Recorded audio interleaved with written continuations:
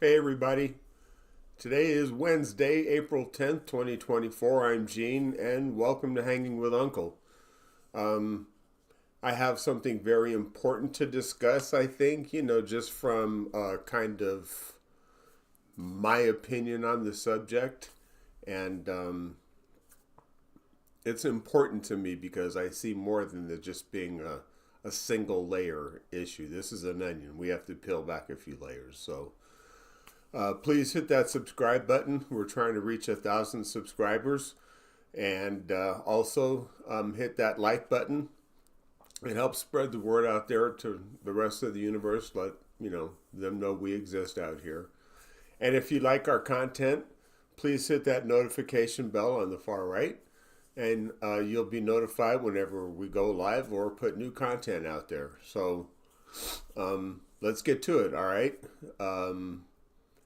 I live in Arizona, and I want to talk about the ruling of the Arizona Supreme Court yesterday on the Howell Act, ruling against Planned Parenthood, who was the plaintiff in this case. Long story short, Planned Parenthood was trying to protect women's rights, and the opponents, the defendants in the case, were trying to have an abortion ban here in the state. Now, the Supreme Court went all the way back to the Howell Act, which was enacted in 1864 when President Lincoln sent Justice Howell out here to be a judge, justice, whatever you want to call it, in the territory of Arizona back in 1864. So that's how we get this name, the Howell Act. And you have to remember, back in 1864, women did not have the right to vote. They were considered chattel. They could not own property. If they were married and got an inheritance, that inheritance went to the husband. Even black people did not have the right to vote. Slavery was still legal in 1864 because it wasn't abolished. Lincoln did not sign it until 1865. So,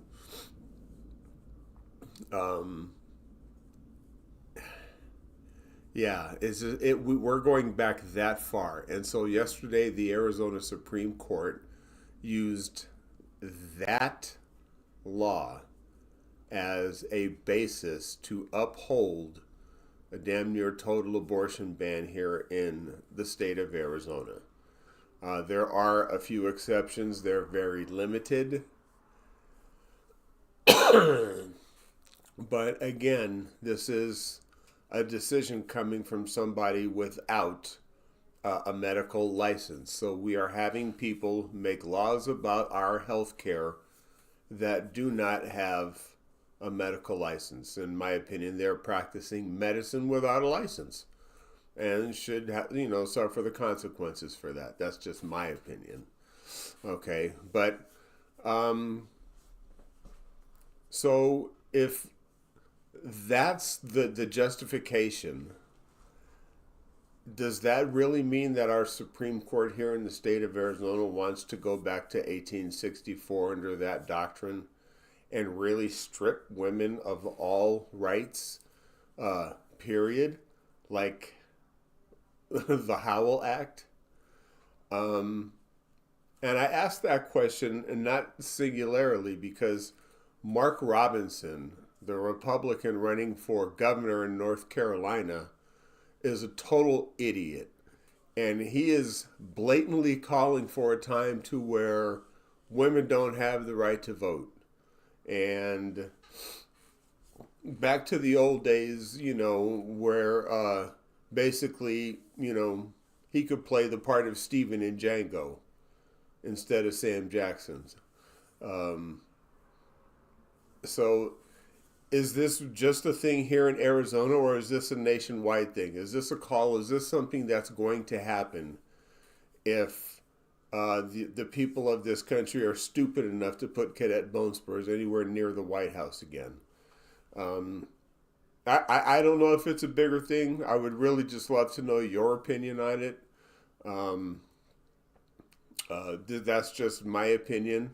Again, it's another reason that I will be voting for Joe Biden, for Ruben Gallego, for whoever the Democratic candidate is in my congressional district to flip that seat blue.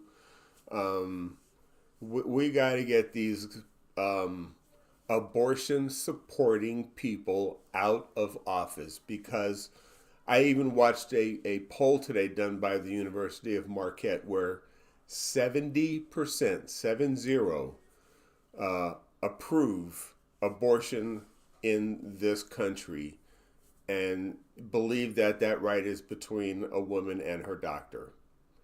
And I agree with that. And I can say also that there is a ballot initiative, so we don't have to give up hope yet here in Arizona.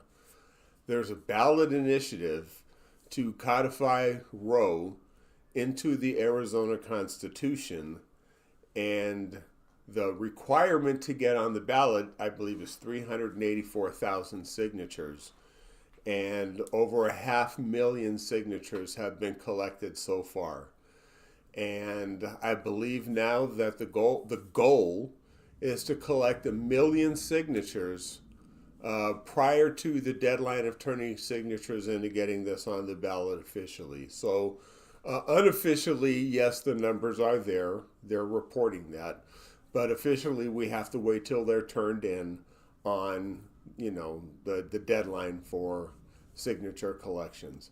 And I can proudly say, as an Arizona voter, I am one of those signatures on that petition to codify Roe into the Arizona state constitution. So that's just how I feel. I'm putting my money where my mouth is. And again, please leave your comments below if you have a cogent comment or something to say. Glad to hear your point of view. And with that having been said, remember, be kind to one another and treat each other the way you want to be treated. That's all we have for today, and Zane and I look forward to seeing you on Friday. Good night, everyone.